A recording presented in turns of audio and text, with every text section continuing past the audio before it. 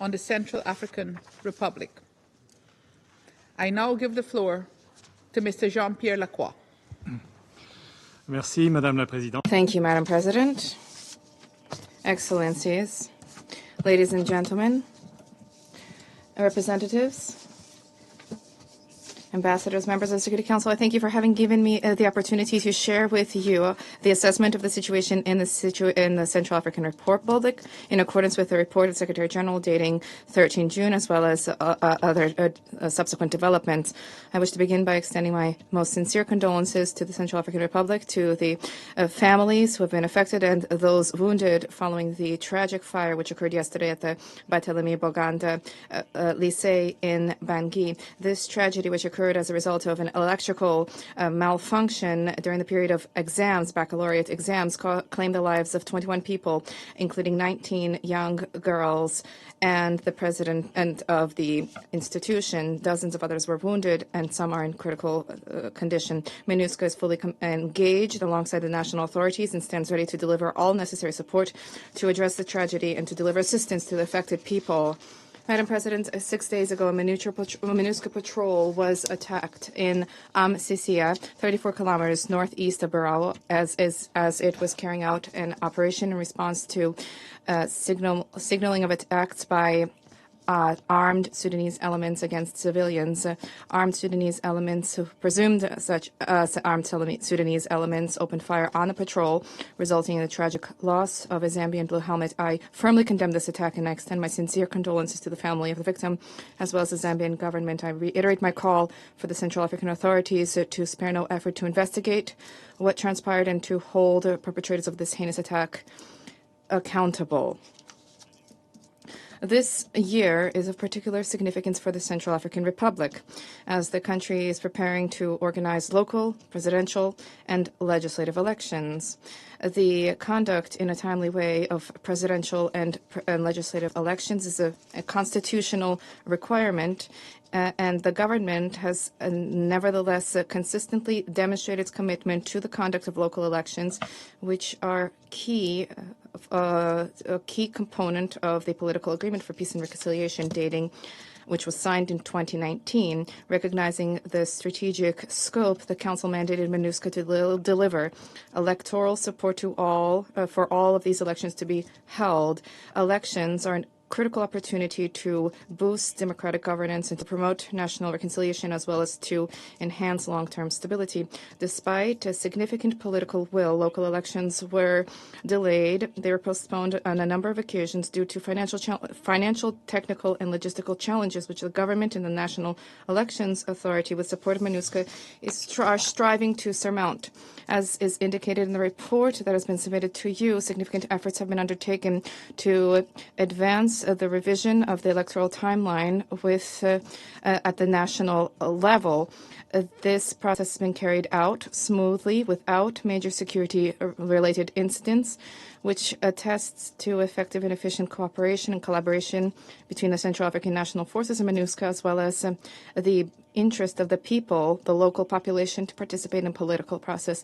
The publication of the definitive electoral list, which was initially scheduled to be held on 29 May, is still pending due to technical difficulties. These delays continue to obstruct the timeline and the conduct of preparatory steps for local elections, which are officially scheduled to be held on 31 August. I encourage the government and the election authority to continue their efforts to surmount these challenges, closely coordinating with the United Nations. Given the delays, effective cooperation and communication between the government and the Electoral Commission following the process, related to the process, is critical. The electoral process is at a turning point, and there's a critical need to safeguard and preserve the progress that has been achieved, to mobilize the necessary resources to prevent any backsliding.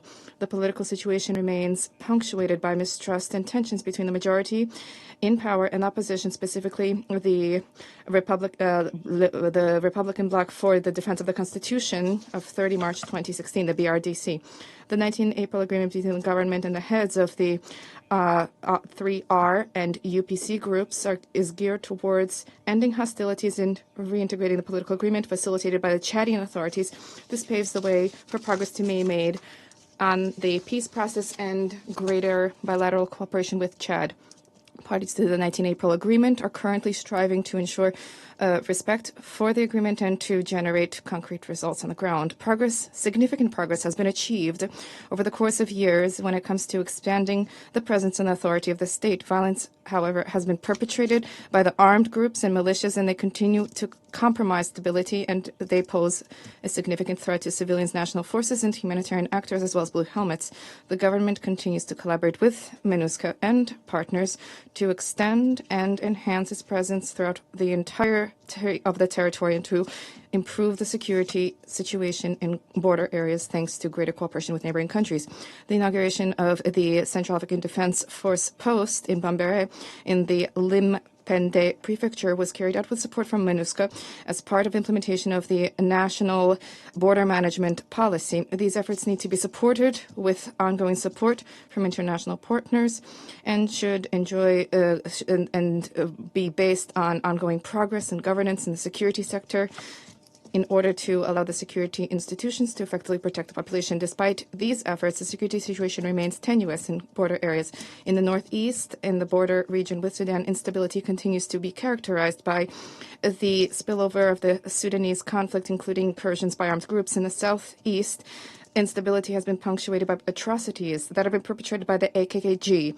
Some of the members of this group were integrated into the parallel recruitment process within the National Armed Forces, and they are now targeting the PO community, governmental forces and their partners, as well as MINUSCA. And during one of the attacks on 28 March near the village of Tabane in the Haute-Mbomou prefecture, a military observer from MINUSCA from Kenya was killed during a civilian protection patrol. This is the third attack since February 2025, which resulted in the death of a blue helmet. Once again, I condemn this attack in the strongest terms, and I condemn and extend my sincerest condolences to the family as well as the Kenyan people and government. We applaud the efforts of the Central African government as they strive to identify and prosecute the perpetrators of these heinous crimes. English. The Republic remains concerning with persistent violations and abuses, including conflict-related sexual violence and grave violations of children's rights. The government, with MINUSCA's support, continues efforts to advance transitional justice mechanisms in the fight against impunity. As the country approaches a critical electoral period, additional efforts are essential to address the persistent violations and abuses and to open the political and civic space, thereby guaranteeing a level playing field for all actors in the electoral process. Progress has also been made in advancing judicial accountability, notably by the Special Criminal Court, SCC, which is playing a significant role in the fight against impunity and transitional justice. On the 19th of June, the court rendered its third verdict in a trial concerning clashes that occurred in March 2020 in the Ndélé region between two factions of the Front Populaire pour la Renaissance de la Centrafrique, FPRC. However, the SCC is now entering a critical phase that requires reinforced financial and human resources to sustain and expand its activities. Due to a lack of voluntary donor funds, the activities of the court will be at risk by September this year, which would undermine our collective investment over the past decade.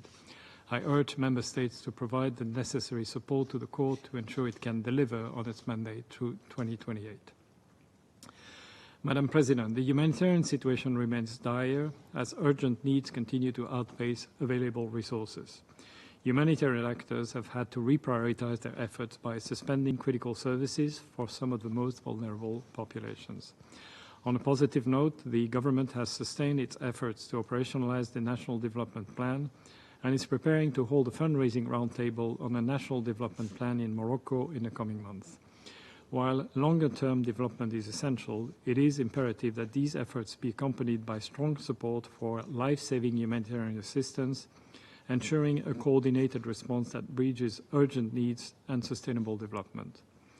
MINUSCA has made important strides in strengthening its cooperation with the national authorities and the private sector to identify opportunities for increased local engagement in its supply chain. At the same time, institutional partnerships are being strengthened to build national capacity in procurement standards and business facilitation. These efforts not only contribute to job creation and reinforce local markets, but also support national priorities to foster private sector growth and economic resilience.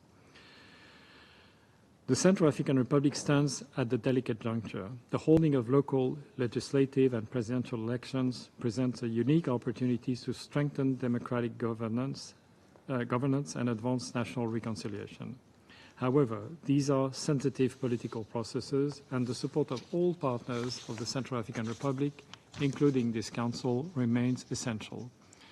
MINUSCA would continue to play its part, and I call on all Member States to ensure the mission is appropriately resourced to implement its mandate. To consolidate the considerable but fragile gains, continued national leadership must be accompanied by strengthened international support, which will help the people and government of the Central African Republic to achieve their aspiration of lasting peace. And if these efforts are sustained in a spirit of partnership and shared responsibilities, the Central African Republic has the potential to become a true success story, not only for Central Africans, but also for peacekeeping and for this Security Council. I thank you. I thank Mr. Lacroix for his briefing.